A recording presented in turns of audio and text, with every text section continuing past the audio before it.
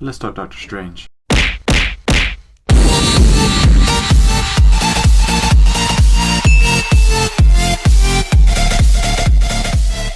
What's up guys, Causeway Giant here, and the moment we've all been waiting for is finally here. Well, at least as nerds. Doctor Strange is in cinemas. Yo! So this is the second Marvel movie this year, even though it's not, but we don't speak of that one again, no. With the first being Civil War, which was, as expected, a huge success. And guess what? Doctor Strange was too! With great characters and incredible visuals, Doctor Strange is one of the best solo Marvel movies I've ever seen. So today, I'm going to be reviewing this hunk of awesomeness, and talking in depth about all the stuff that makes this movie so great. So grab your Eye of Agamotto and your Cloak of Levitation and let's dive straight into this review. Okay, just a little warning for any of you that haven't seen the film yet, I'm going to rate this video S for spoilers, as I'm going to be talking about major plot details of the film Doctor Strange. So hover on over to the cinema and watch the film and come straight back. Just remember to press pause, or freeze time with your Eye of Agamotto. You know, whatever's handiest. Okay, enough laughing about, let's talk Strange. One of the main reasons why this film is so great is because of how different it is. Superhero films have started to become very similar to one another, with an origin story, lots of action, and a finale featuring some kind of giant sky beam. And as much as we love these movies, well,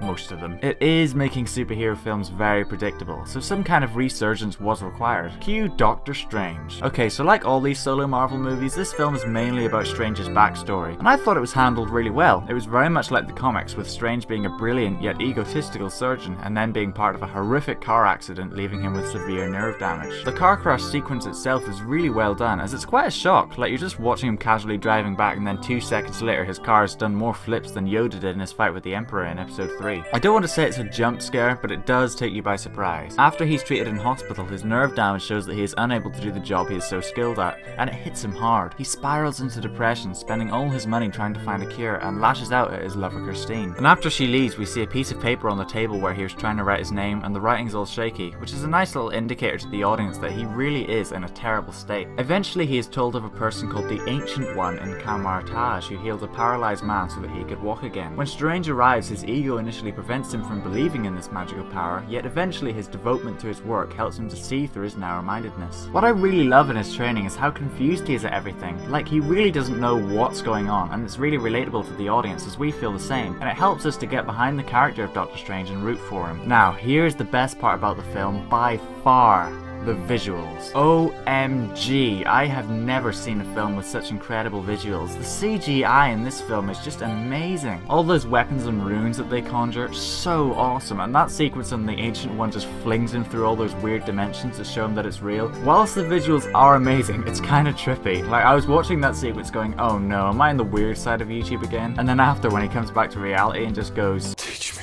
It was just great. And the action sequences that take place in the mirror dimension, what? Absolutely mind-blowing. People completely flipping the whole world upside down, like literally, really made the action feel epic. Man, those visuals, I would really recommend seeing this movie in 3D for the full effect. It's insane. Talking about action though, the hand-to-hand combat scenes are not really the best. Like, you can tell that most of the epic action was devoted into those crazy city-bending scenes, and not so much to the normal ones. Like, they're completely outshone by the action sequences in the mirror dimension, and they just didn't really feel all that intense. As for the characters, well, the casting of Benedict Cumberbatch as Doctor Strange could not have been more on point. Such an incredible actor, and he was perfect for this role. We are invested in him the whole way through, and he really successfully combines his ego with his sense of humour in a way that makes him lovable to the audience. It did seem quite rushed that one minute he was struggling with training and he couldn't even open a portal, and the next minute he was beating the super powerful evil villain single-handedly. But whatever, it's only one movie, so I get that they had to compress it all down to fit into a 115-minute running time. As for the main villain Caecilius, played by Mads Mikkelsen, he was okay. Like, he beheaded someone at the start, so that kind of made you go, whoa. So it made him look like he was going to be like a super dark villain like the ones in the Netflix universe, but then he's all jokey and you're like, oh yeah, I forgot it's a Marvel movie. Every villain gotta be lighthearted and funny. But in all honesty, he wasn't that bad. As I said before, his action sequences are awesome, but he does get beat by Doctor Strange, who is completely new to all this, and Caecilius is supposed to be really powerful. It's just kind of funny. And as for Dormammu, well, he's a cloud. Where have we seen that before? And he's just kind of there. And he's evil. Woo! Yeah, Dormammu is kind of two-dimensional.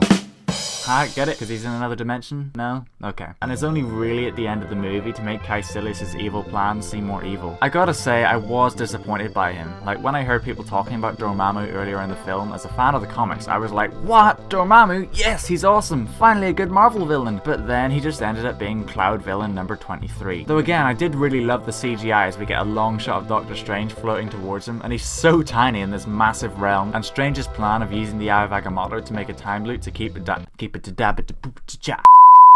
And Strange's plan of using the Eye of Agamotto to make a time loop so he can keep dying until Dormammu agrees to leave Earth alone. It was really funny, but Dormammu himself, boring. Rachel McAdams portrays Strange's former lover and a fellow surgeon. I loved her performance. She's a really likable character, and the chemistry between her and Cumberbatch is really apparent. Throughout the film, he keeps coming to her with more injuries from himself and others from his portal, and her bewilderment and confusion as to what is going on is really funny. Tilda Swinton did a good job at playing the Ancient One. She's very much like the Master Yoda of this film, and her wit and charm are a nice contrast to balance out Strange's ego. She looks awesome in all her fight sequences, and when we hear that she's drawing dark energy to keep her alive, it gives an interesting twist on her character, as she's less so a wise, pure, and full of goodness teacher that's so cliche by now, and more so a human who just doesn't want to die. I like that. That's a really good quality about this film, is how different it is from the other Marvel films. Like, you're watching it going, whoa, magic, and then you see Stark Tower in the background and you're like, oh yeah, this is Marvel. The character of Wong, played by Benedict Wong, was really funny, I thought. His stoicness is like a running gag the whole way through, and I'm pretty sure he doesn't laugh once, which leads to really funny sequences when Doctor Strange is trying to make him laugh and he's just staring right back at him with that classic I am not amused look. And at one point when Strange calls him Beyonce, it later goes to a scene of him listening to single ladies with Strange using his portal to reach out and steal books. It was hilarious. And as for Mordo, played by Chiwetel Ejiofor, I thought he was good as well. I had thought going into the film that he was going to be just a sidekick, but then he turned out to be his own character, which was a nice surprise. I loved him in this scene from the trailer.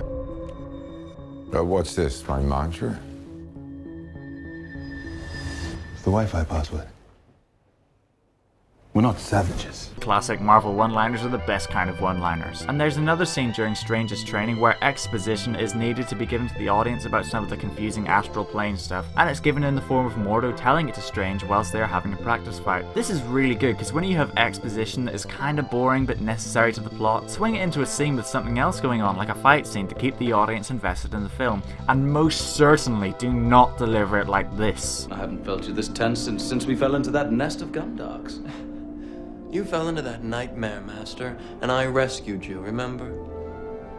Oh, yes. We see that Mordo adored the Ancient One and really looked up to her, yet when he learns that she isn't what she claimed to be, he loses focus and falls away from the light. And the last scene we see is of Mordo taking away the power of the man who was healed earlier in the film, leaving him crippled again and setting up the sequel. This is quite interesting, as we've never had a character in the MCU that was good and then turns evil. Well, apart from Bucky, but he don't count, no one likes Bucky. In summary, I thought this was a really innovative film that had a lot of creativity and stayed away from a lot of the cliches that we've begun to associate with Marvel movies. Well, most of them. And the characters were mostly really good, but the best thing about this film was the visuals. I still can't get over them, and it has some of the best CGI I've ever seen in a film for a long time. Yes, some of the standard action sequences were kind of lacking and the villains weren't the best, but this film really captured the uniqueness of Doctor Strange with the mind-bending visuals, and I loved it. So I'm going to give Doctor Strange a 9.4 out of 10. Guys, let me know what you thought of the film in the comment section down below, and if you enjoyed this video and want me to do more of these film reviews, then let me know. I'm only going to do ones for big blockbuster-ish type things that I'm really hyped for, like Rogue One, but stay tuned for my review of Luke Cage coming out soon. Nearly finished it. I take so long on watching TV shows, it's ridiculous. I just can't binge watch. Like, I watch one and then I need to get up and do something. What's wrong with me? But anyway guys, thanks for watching, and remember, if you liked, then hit that subscribe button, and I'll see you in another dimension. Bye!